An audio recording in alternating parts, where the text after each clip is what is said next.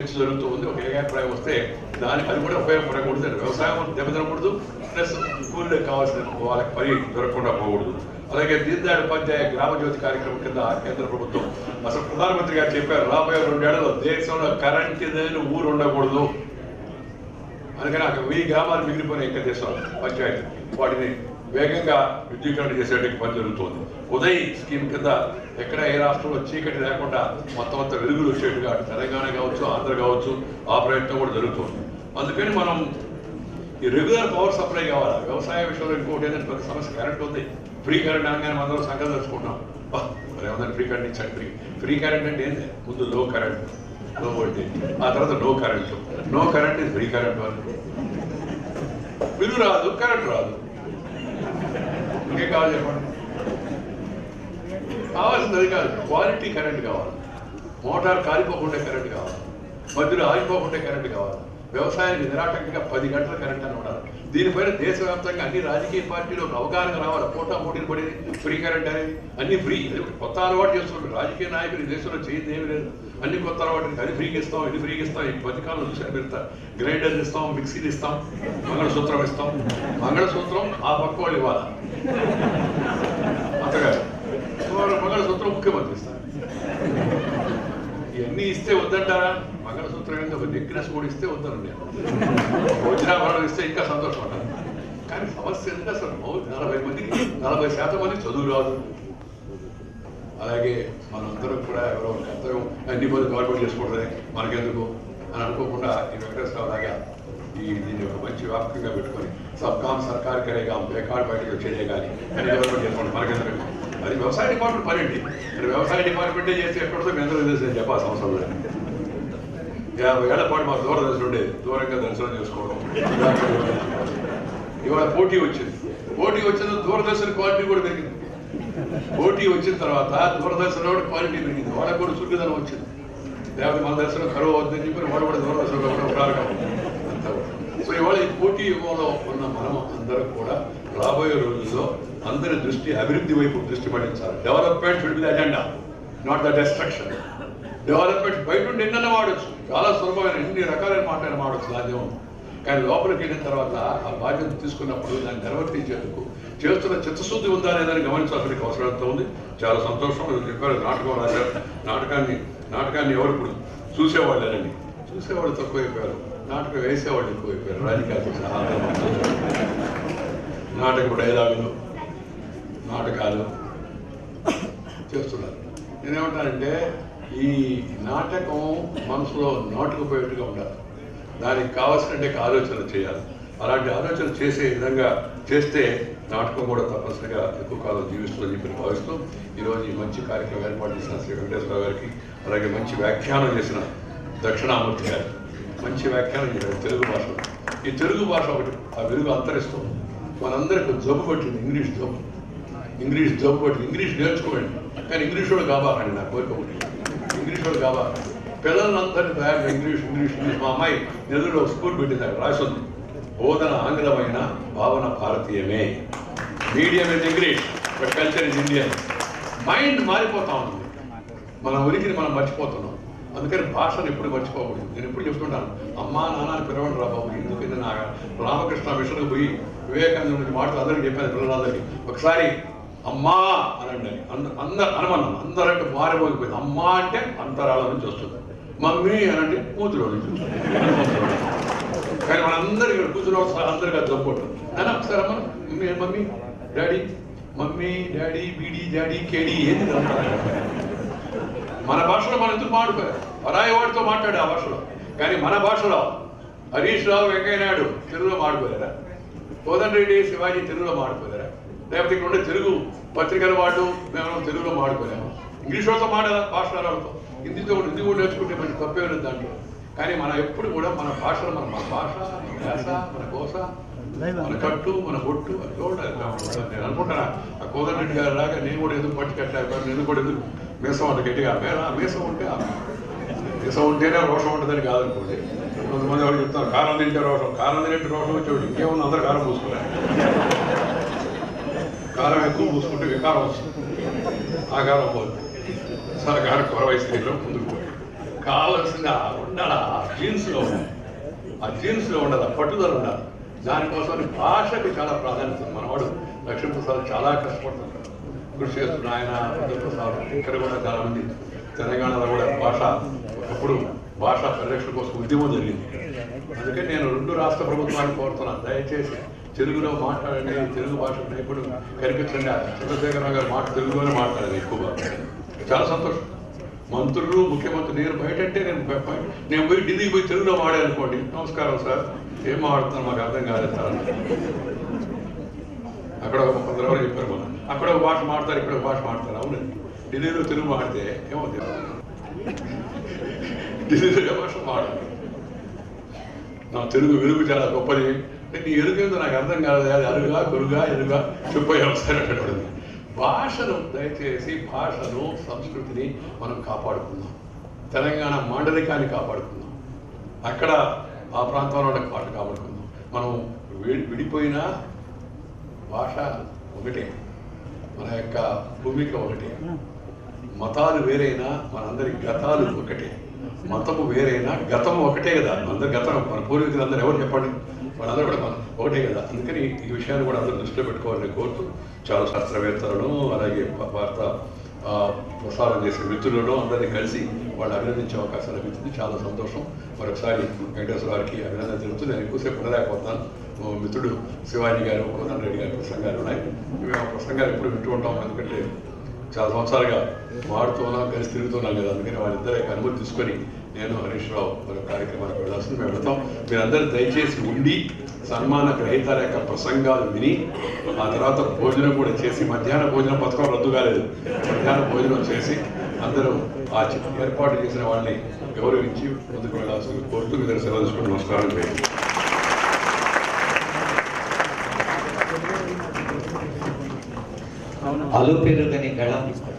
అలుపెరుగని గళం విరామమెరుగని పైనమని వెంకయ్యనాయుడు గారు పుస్తకం రాశారు. అది నిజంగా అక్షరం అక్షరం సాక్షాత్కరింపజేసిన వ్యక్తిత్వం. వారికి నమస్కారం. కోసం రైతుల వల్ల రైతులతో నడుస్తున్న పెద్దలు కోదండ రెడ్డి గారి స్పందన. పెద్దలు, పాత్రికేయులు అందరికీ నా నమస్కారం. నేను సందేశం ఇవ్వడానికి మీ ముందు నిలబడలేదు. నాకు ఈరోజు రైతు నేస్తం అధినేత వెంకటేశ్వరరావు గారు 3 రోజుల క్రితం ఫోన్ చేసి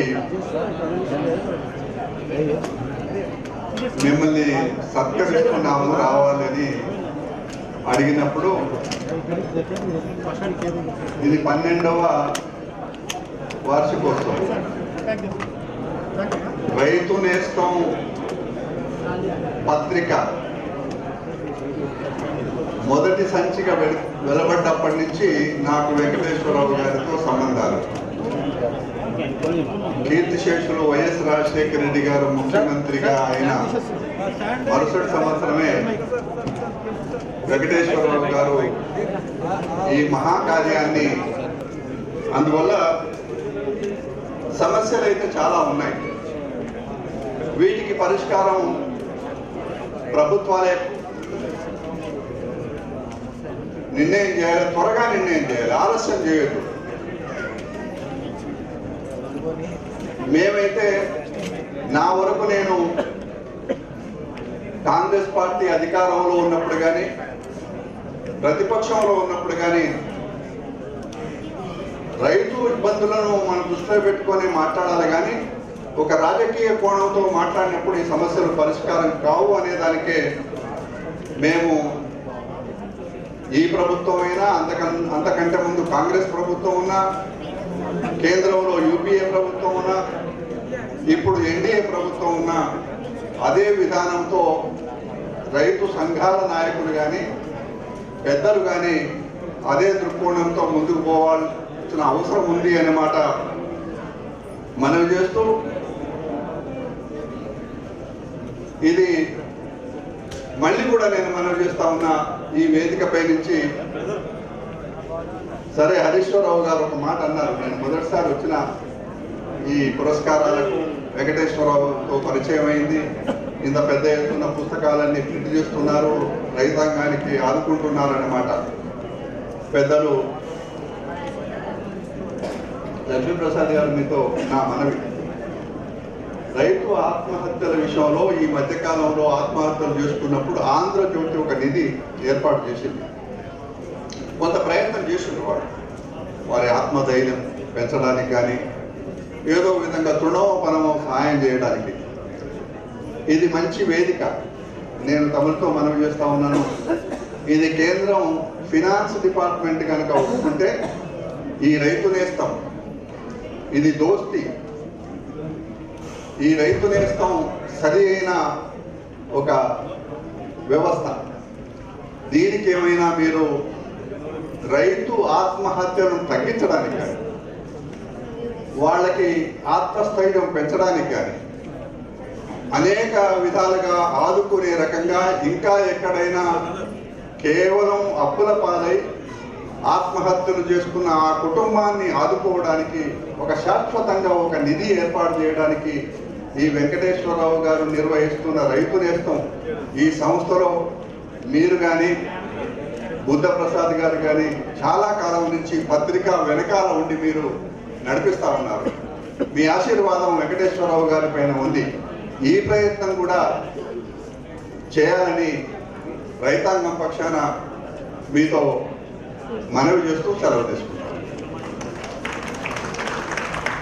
రైతు లోకం కోసం తప్పిస్తున్న గుండెలకు దండం పెడుతూ రైతు కష్టాలకు కారణాలపై కోదండం ఎక్కించేలా రైతుల కోసం అంకితం అవుతూ సాగుతున్న పెద్దలు కోదండ రెడ్డి గారు నేటి విశిష్ట పురస్కార గ్రహీత. వారి స్పందన అర్థవంతంగా ఆలోచనాత్మకంగా సాగింది. ఇందాకే వెంకయ్య నాయుడు గారు అన్నారు, కొన్ని దశాబ్దాలుగా పత్రిక తిరిగేస్తే చాలు రైతుల కష్టాల్ని అక్షరీకరించిన ఒక అద్భుత కలం, రాజ్యసభలో గర్జించిన గడం డాక్టర్ యలమంచిలి శివాజీ గారు.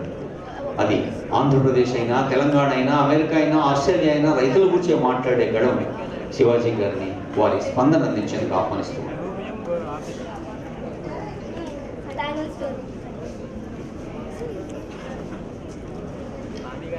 ఈ సభకు అధ్యక్షత వహించిన సోదరులు తమ్ముడు లక్ష్మీప్రసాద్ గారు,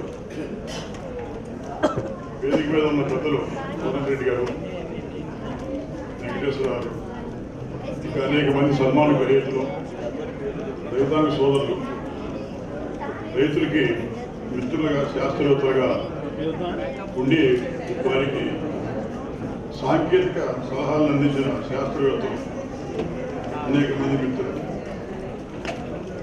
దీంట్లో ఈరోజు ఈ పురస్కారాల్లో నాకు చాలా సంతోషంగా ఉంది. ఏంటంటే డాక్టర్ ఐవి సుబ్బారావు గారు, గుంటూరులో చాలా కాలం లామో రీసెర్చ్ స్టేషన్లో అసోసియేట్ డైరెక్టర్గా పనిచేశారు. అసోసియేట్ డైరెక్టర్గా పనిచేసినప్పుడు 1986లో 87లో రైతుల ఆత్మహత్యలు భారతదేశంలో తొలిగా రైతు అనేవాడు ఆత్మహత్య చేసుకోవడం మొదలుపెట్టింది ప్రకాశం గుంటూరు జిల్లాలో ప్రతి రైతు చేసుకోవడం మొదలు పెడితే అప్పట్లో నేను చాలా చిన్నాడిగా ఉన్నాడు, తిరుగుతూ ఉంటే రైతుల సమావేశం ఏర్పాటు చేశాను. జిల్లా పరిషత్ లోపల హాల్లో అంటే 6కు మించి జనం పెంచుకో బయటకు వచ్చారు. అందుకని మీటింగ్ కోదండ రెడ్డి గారు అందువల్ల మీటింగ్ బయటికి జరపాల్సి వచ్చింది. జరిపిన తర్వాత ఎందుకు మీటింగ్ పెట్టారంటే నేను చెప్తాను. ఇది మన లక్ష్మీప్రసాద్ గారు అడుగుతున్న ఆకలి రాజ్యంలో ఒక పాట ఉంది. ఈ స్వతంత్ర దేశంలో చావు కూడా పెళ్లితో సమానం ఉన్నట్టుగా, 10 మందితో చావు పెళ్లితో సమానం ఉన్నట్టుగా ఈ ఆత్మహత్య చేసుకుని ఆవేదన చెందిన రైతులంతా సమయాలు అందుకన్నా మన దగ్గర పరిష్కారం మాట ఉంటుందని చెప్పి నేను అనుకోవట్లేదు. అంటే వాడు ఎప్పుడు ఇంటి నుంచి పోయాడు, వాడు చచ్చిపోతే ఇప్పుడు ఏ సంబంధం లేదన్న. ఈ లోపల మున్సిపాలిటీ వాళ్ళు అందరూ వచ్చేసి ఈ బండిలో తీసుకెళ్తాం ఈ శవాన్ని అని చెప్పి మున్సిపాలిటీ వాళ్ళు వచ్చాము. అలాగే లేదు, మేమంతా వాడికి దహన సంస్కారాలు చేస్తామని చెప్పి ఆ యాజకులంతా తందా వేసుకుని బాణసంఖ్య కాల్చి చాలా ఘనంగా వాడికి దహన సంస్కారాలు చేసిన పరిస్థితి. ఇదేలాగా సాగుతూ ఉంటే మరి బస్టాండ్ మన వెంకటేశ్వరాన్ని మీ అందరికీ కూడా మరి మంచి చెడు మీకు ఇష్టమో లేకపోయినా వెళ్ళినందుకు మీ అందరికీ కూడా హృదయపూర్వక నమస్కారాలు పూర్వపూర్వ సమర్పిస్తూ సెలవు తీసుకున్నాను. పెద్దలు డాక్టర్ ఎల్మంచిలి శివాజీ గారిని లైఫ్ టైం అచీవ్మెంట్తో మనం ఎందుకు సత్కరించుకున్నామో, ఎంత సునిశ్చితమైన విశ్లేషణతో విస్తారమైన అనుభవాన్ని, మన దేశ వ్యావసాయిక ముఖ చిత్రాన్ని మన కళ్ళ ముందించిన శివాజీ గారికి ధన్యవాదాలతో, రైతు 10 వేళ్ళు నేలలోకి పోకపోతే మన 5 వేళ్ళు నోట్లోకి పోవు, ఇంకో 5 నిమిషాల్లో ఖచ్చితంగా 5 వేళ్ళు నోట్లోకి పోయే భోజనం ప్రారంభమవుతుందని తెలియజేస్తూ, లెనిన్ ఒక 2 నిమిషాలు పాట పాడడానికి లెనిన్ గారు ఎక్కడన్నా వేదికపైకి రావాలి. అనంతపురం నుంచి వచ్చారు ప్రముఖ గాయకులు లెనిన్ గారు. లెనిన్ గారి పాట 2 నిమిషాలు, బాలగంగాధర్ తిలక్ గారు ప్లీజ్ కమ్ సార్. వారి స్పందన 1 నిమిషం, తర్వాత వందన సమర్పణ 1 నిమిషం, ఆ తర్వాత we can all of us can join for lunch. ఈ చిన్నది లెనిన్ గారు, యా ప్లీజ్ కమ్. లెనిన్ గారు ఫోన్ చేస్తున్నారు రండి. ఈలోగా బాలగంగాధర్ తిలక్ గారు మాట్లాడతారు రండి. చిరంజీవుల్ని మన సభాధ్యక్షులు యార్లగడ్డ వారు సత్కరిస్తారు.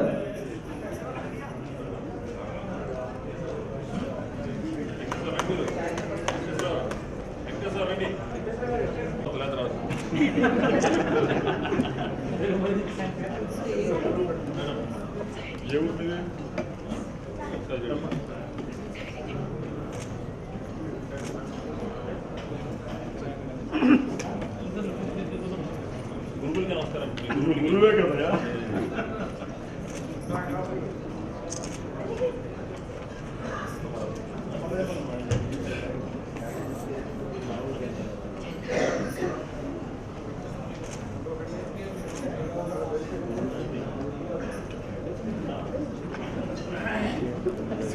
నమస్కారం అండి.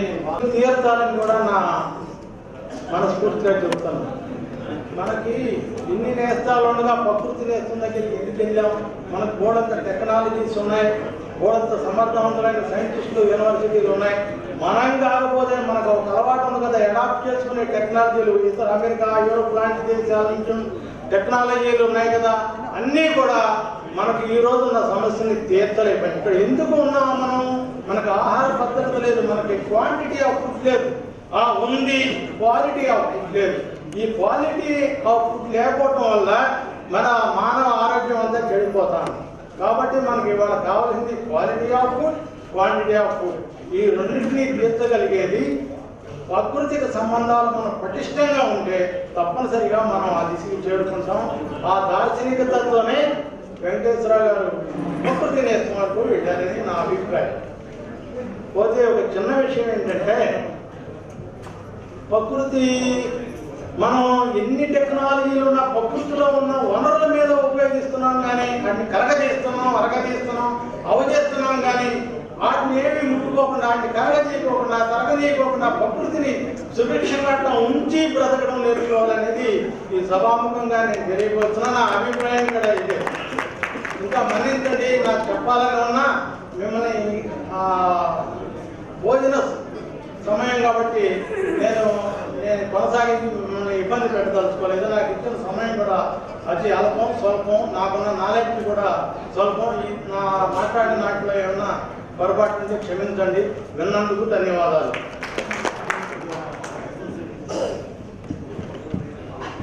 చెరుకూరు శ్రీనివాసరావు గారిని వేదికపై కోరుతున్నాం.